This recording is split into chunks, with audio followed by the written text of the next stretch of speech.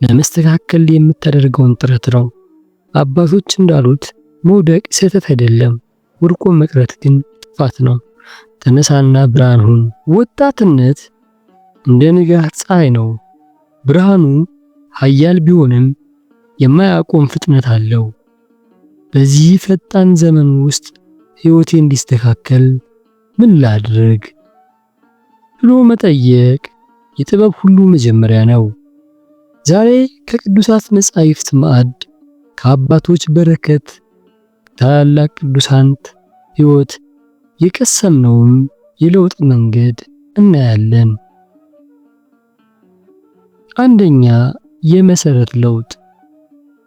ሕይወትን ለማስተካከል መጀመሪያ ቤቱን የት ላይ እንደምሰራ ማወቅ አለብህ። ቃሉ እንዲህ ይላል፣ በአሸዋ ላይ ቤቱን የሰራ ሰነፍ ሰው፣ ዝናብም ወረደ፣ ጎርፍም መጣ፣ ነፋስም ነፈሰ፣ ያንም ቤት መታው፣ ወደቀም፣ አወዳደቁም ታላቅ ሆነ። ማቴዎስ 7:26-27። ሕይወትህ በገንዘብ በውበት ወይም በዝና አሸዋ ላይ ከሆነ መፈራረሱ አይቀሬ ነው።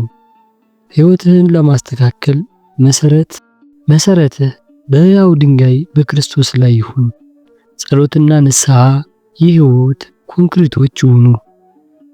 ሁለተኛ፣ የአእምሮ ንቃትና የሐሳብ ጦርነት። ታላቁ አባት ቅዱስ ማር ይስሐቅ በመጽሐፈ መነኮሳት ውስጥ ሕይወትን ለማስተካከል ቁልፉ ውስጣዊ ሰላም እንደሆነ ያስተምራል። ከዓለም ሁሉ ጋር ሰላም ሁን፣ ቤትህ ልቦና ግን በአንተና በእግዚአብሔር መካከል ብቻ የተወሰነ ይሁን።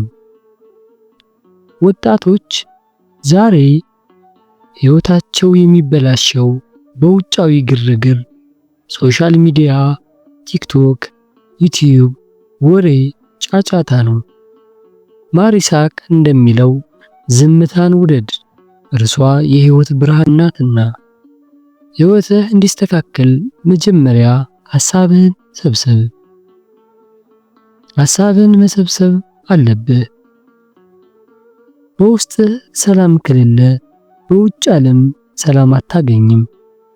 ሶስተኛ፣ የምላስና የሥነ ምግባር ቁጥጥር። የዓለም ብርሃን የተባለው ቅዱስ ዮሐንስ አፈወርቅ የወጣቶች ሕይወት የሚበላሸው በአነጋገርና በሥነ ምግባር ጉድለት እንደሆነ ይነግረናል። አንደበትህ ለሌሎች መድኃኒት እንጂ መርዝ አይሁን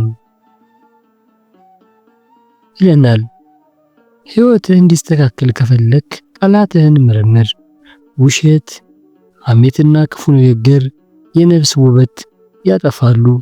ቅዱስ አፈወርቅ እንደሚለው ሰው በወርቅ ጌጥ ሳይሆን በበጎ ምግባር ሲያጌጥ ነው ውብ የሚሆነው። ራስን ዝቅ ማድረግን ተለማመድ። ትህትና የከፍታ መንገድ ናት። አራተኛ፣ የቅድስናና የምስጋና ዜማ። ኢትዮጵያዊ ሊቅ ቅዱስ ያሬድ ሕይወትን ከዜማ ጋር ያመሳስላታል።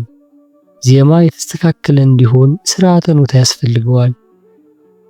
ከድርሰቱ ወጣኒ ዛልቦቱ ድካም የሌለበት ጅማሬ ቅዱስ ያሬድ የመጀመሪያ ትምህርት አልገባው ብሎ ተስፋ ቆርጦ ነበር። ነገር ግን ትዕግስተኛዋን ትል አይቶ ተመለሰ። ሕይወትህ የተሰባበረ ቢመስልም ተስፋ አትቁረጥ። እንደ ቅዱስ ያሬድ ዜማ ሕይወትህ ቅኝት እንዲኖረው ሥርዓተ ቤተ ክርስቲያንን ተከተል። ጾም፣ ጸሎትና ስግደት የሕይወትህ ጣዕም ናቸው። ሕይወት ያለ ምስጋና ባዶ ናት። ሁልጊዜ አመስግን፣ ሁልጊዜ አመሰግናለሁ ማለትን ልመድ። አምስተኛ፣ ተግባራዊ ለውጥ የሚረዱን ነጥቦች 5 ነጥቦችን እናያለን። ንስሐ። የቆሸሸ ልብስ የሚታጠብ የቆሸሸ ሕይወት በንስሐ ይታደሳል። ወደ መንፈሳዊ አባት ሂድና ሸክምህን አውርድ።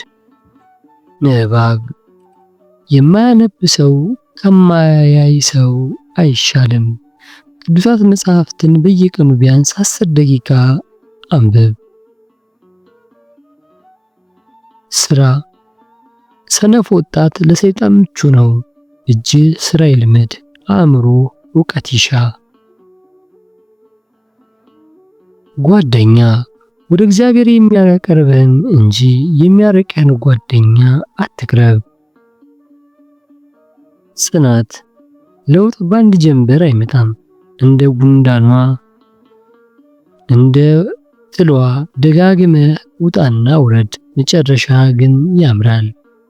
ውድ ወጣት ወንድሜ እህቴ፣ ሕይወትህ እንዲስተካከል ዛሬውን የመጀመሪያውን እርምጃ ውሰድ። እግዚአብሔር ካንተ የሚፈልገው ሙሉ መሆንን ሳይሆን ለመስተካከል የምታደርገውን ጥረት ነው። አባቶች እንዳሉት መውደቅ ስህተት አይደለም፣ ወድቆ መቅረት ግን ጥፋት ነው። ተነሳና ብርሃን ሁን።